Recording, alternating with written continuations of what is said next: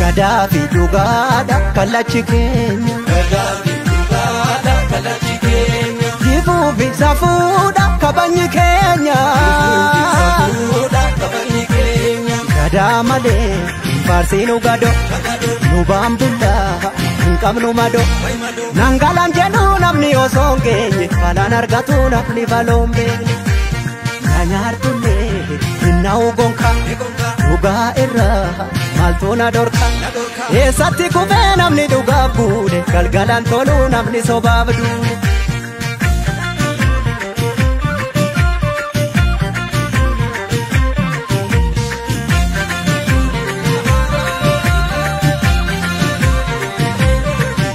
Egaa kudhan obsee kudhan numa gorsee madinaadhaan fuguugitti dabse obsii dangaa darbu qaba harki bokkuu qabe boodees numa qaba natu si baata situu of dadhaba obsuu fi dhoksuu kooda buma seete ni beekti garaan koosa kana goote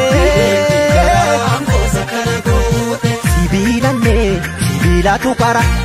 dhugaan namaa galgala gala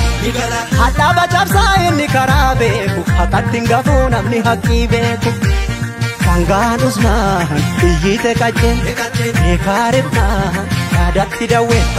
eenyutu naa bubbuttaree nyaara keessi mul'atu beeki garaan dhiira maaf na nyaara na nyaaru kanarra maala naara siinaaru kanarra maala bo'aa hin bo'u kanarra yoo jiraanne birraa walagar yoo jabaanne birraa walagar yoo waltaane